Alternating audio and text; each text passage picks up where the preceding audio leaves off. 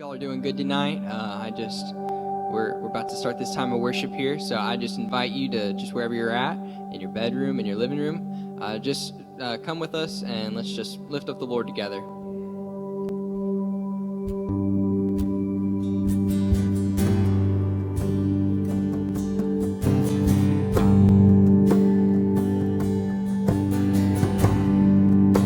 Just give him some praise tonight.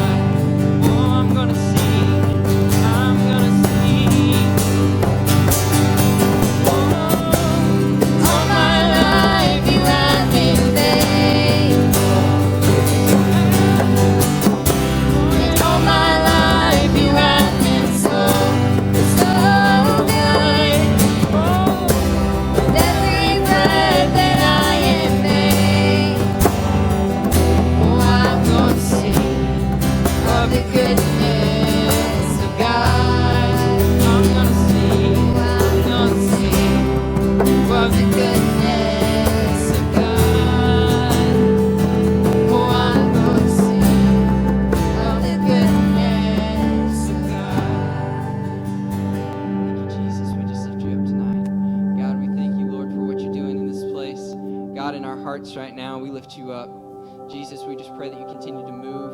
God, that you continue to work here tonight. God, we believe that you have great plans in this message that Jordan is for tonight. Lord, we just believe that you're going to continue to work, God, in this unprecedented time that we're in right now. God, that you have great things in plan for us. God, I just pray that you just anoint us tonight as we lift you up.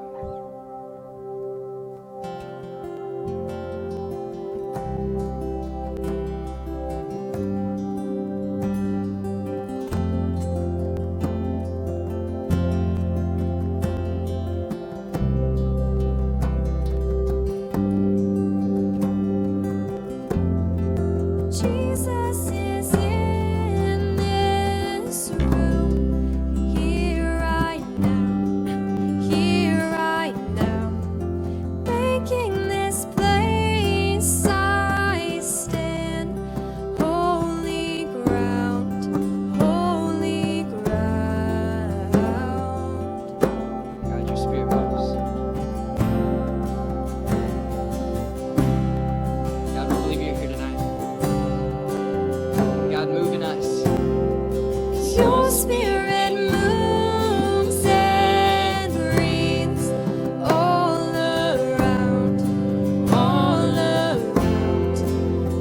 good and perfect things flowing down.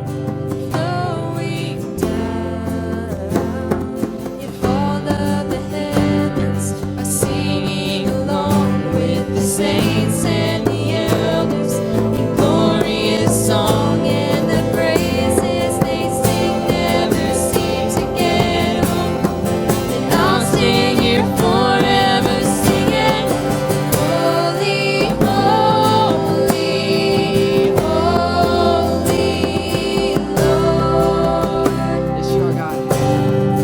God Almighty over all. You are, and you'll be forever the King enthroned in glorious splendor. Holy, holy Lord. Sing Jesus' love. Thank you, Jesus. We lift you up tonight. Oh, gentle love calling me closer still, closer still. Oh, Jesus, you're guiding me to your will, to your will. If all of the heavens are singing along with the saints and the elders in glorious song, and the praises they sing never seem to get old, then I'll stay here forever singing, holy, holy, holy Lord. God Almighty over all. You are, and you'll be forever the King enthroned in glorious splendor. Holy, holy Lord. You lift you up tonight. Just give him your best praise right here. Praise him like you never have. Give him everything you have in this moment right here. Thank you, Jesus. We lift you up. Amen. 'Cause the veil is torn and the doors fling wide. I see your glory as I run inside your throne room. Oh, before you I bow. Yes, I do, Lord. 'Cause the veil is torn and the doors fling wide. I see your glory as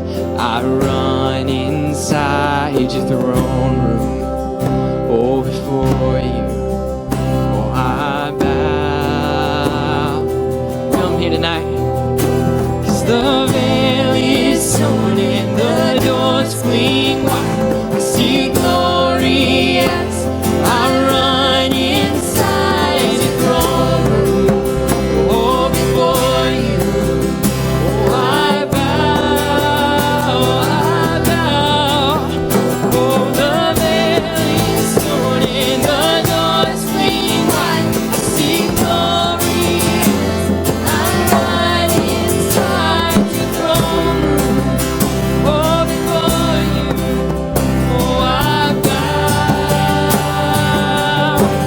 Holy, holy, holy Lord. Oh, you're God Almighty over all. You were, you are, and you'll be forever the King enthroned in glorious splendor. Holy, holy Lord.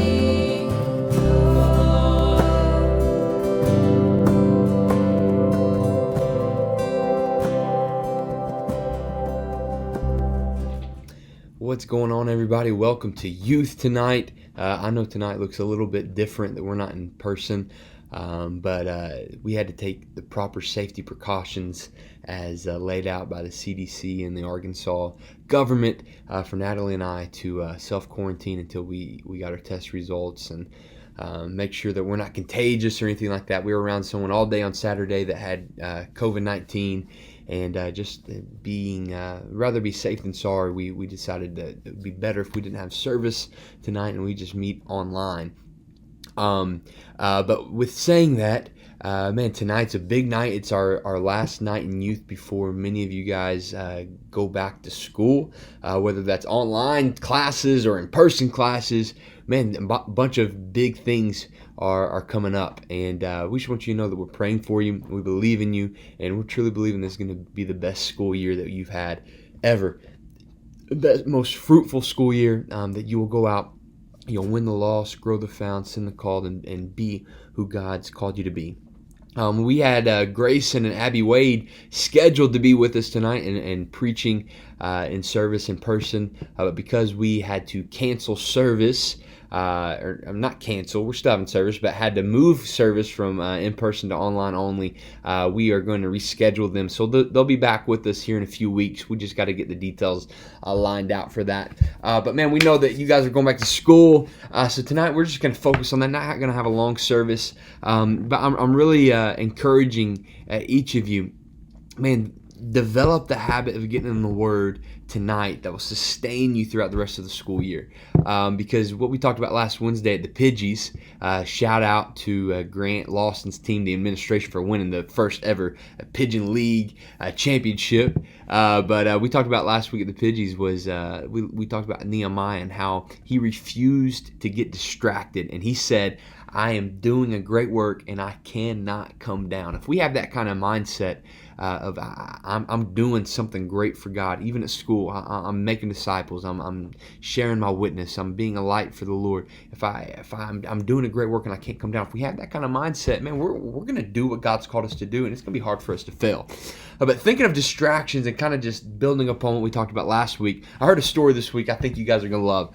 In the Soviet Union back in the 1940s, there were a bunch of petty thefts going on all across the countryside.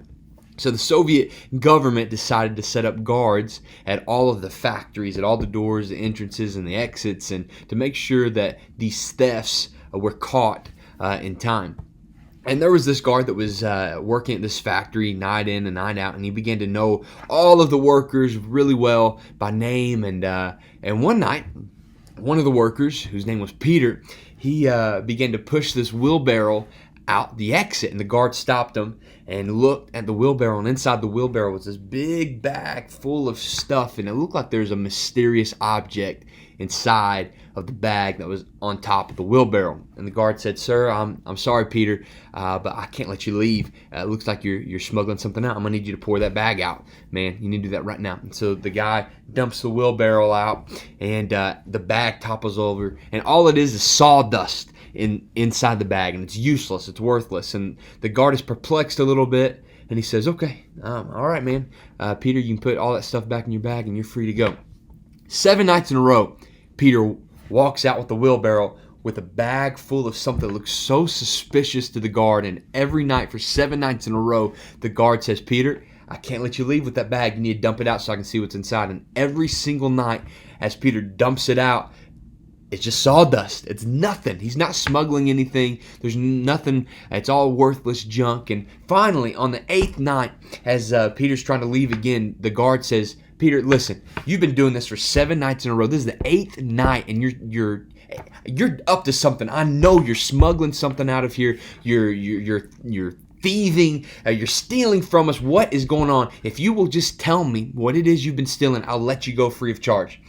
And Peter looks at the guard with a smirk and says, "Wheelbarrows.